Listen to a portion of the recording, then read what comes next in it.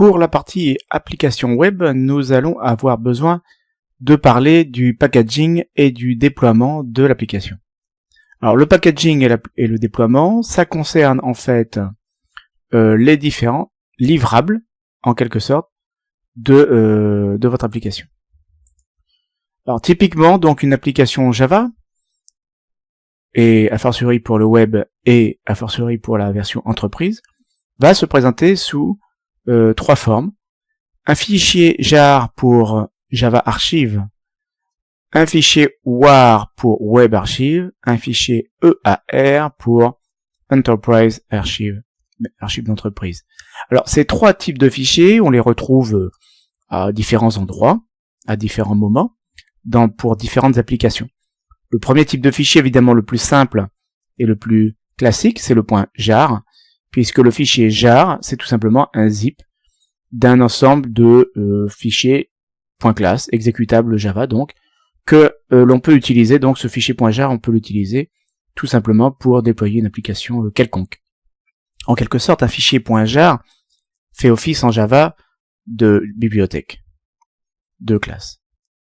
Ensuite, le fichier .war, alors lui, on va plutôt l'utiliser évidemment dans le cadre d'une application web. Typiquement, il contient les fichiers qui sont nécessaires à l'exécution d'une application web. Alors l'application web, c'est basé typiquement sur du JSP et du servlet. Et en englobant tout cela, nous avons la possibilité donc de créer des fichiers EAR. Ces fichiers EAR sont typiquement utilisés lorsqu'on veut déployer une application sur Glassfish. Ces fichiers EAR vont contenir des .jar, vont contenir des .war. Donc ces fichiers EAR, c'est finalement la forme la plus aboutie d'une application JEE, donc une version entreprise de l'application Java. Les fichiers WAR, typiquement, représentent donc le déploiement d'une application web représentée par un fichier. C'est un fichier qui est zippé, c'est-à-dire que si je prends un fichier d'extension .war et que j'utilise un outil comme, je vais dire des bêtises, mais WinZip par exemple, pour le déployer, aucun problème. Je vais voir ce qu'il est à l'intérieur. Les fichiers jar et EAR sont exactement dans le même cas. La structure, par contre, d'un fichier WAR va suivre une organisation prédéfinie, ce qui n'est pas le cas pour un fichier jar.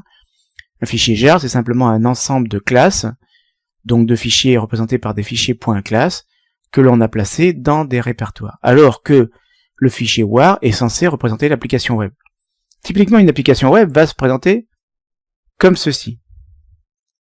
Vous allez avoir donc dans un répertoire qui correspond à votre application, plusieurs sous-répertoires, et il va y avoir un répertoire web-inf qui représente les différentes classes que vous livrez. Donc ici, classes est le répertoire dans lequel vous allez retrouver vos différents fichiers .class. La totalité donc de cette organisation représentant tout simplement une application web. À la racine, on mettra des fichiers qui ne sont pas directement en liaison avec Java, HTML, JSP, JSF, et dans le répertoire classes, on va pouvoir ici placer des fichiers .class. En parallèle de classes, dans le répertoire webinf, on aura un répertoire lib qui contiendra des .jar si vous avez besoin effectivement de bibliothèques complémentaires, supplémentaires, pour exécuter votre application. Voilà, donc à retenir que pour déployer une application web, eh bien il faudra trouver le moyen de générer un .war et de venir le déposer sur votre conteneur de servlet. Je rappelle que l'implémentation par défaut, l'implémentation standard des applications web en Java, traditionnellement, c'est Tomcat. Et donc, vous prenez votre .war, vous venez le déposer dans le répertoire web apps que vous trouvez sous l'organisation Tomcat, et votre .war va être automatiquement utilisé. Les fichiers .jar, en fait, j'aurais peut-être dû commencer par ces fichiers-là, parce qu'ils sont les plus généraux, effectivement, en Java.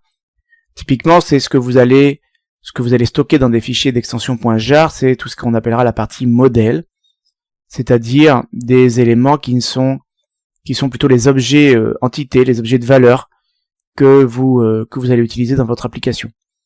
Les objets Java traditionnels, on va dire. La structure, elle est beaucoup plus libre.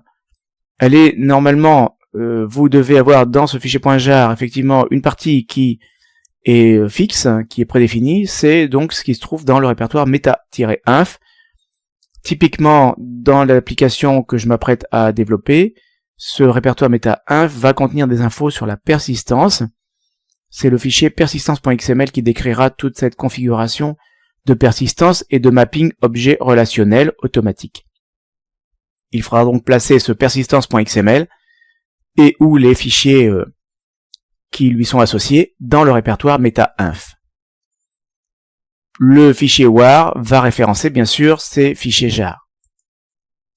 Et enfin, les fichiers EAR représentent le livrable d'une application d'entreprise.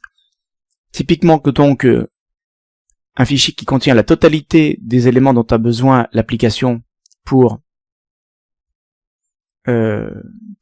travailler. Donc ici, on va avoir dans le fichier EAR à la fois le .war pour la partie web et la partie jar et le fichier jar pour la partie modèle. Donc la structure du fichier EAR, je rappelle que l'algorithme de zip conserve l'organisation en répertoire. La structure, c'est un répertoire meta-inf dans lequel on va trouver des descriptions donc de description d'application d'entreprise, puis un répertoire war dans lequel on a la partie web et un fichier jar dans lequel, pardon, j'ai dit un fichier war et un fichier jar dans lequel on va trouver la partie modèle. Donc typiquement, le fichier EAR va décrire une application telle que vous pouvez la déployer sur Glassfish. Tomcat est l'implémentation de référence pour la partie web, Glassfish est l'implémentation de référence pour EAR. Bon, aujourd'hui, on peut très bien imaginer utiliser Glassfish pour la totalité de l'application, même s'il s'agit d'une application web. Voilà, donc dans cette introduction, nous avons décrit ce sont les fichiers de livraison, de déploiement de votre application. Les fichiers jar contiendront les modèles, les objets de modèles, les objets de données, les accès aux données. Le fichier war va contenir toute la partie web, présentation, JSP, HTML, etc. Et les fichiers EAR, eh bien, sont des fichiers de regroupement des war et des jar, et vont permettre donc la description de l'application web dans son entièreté.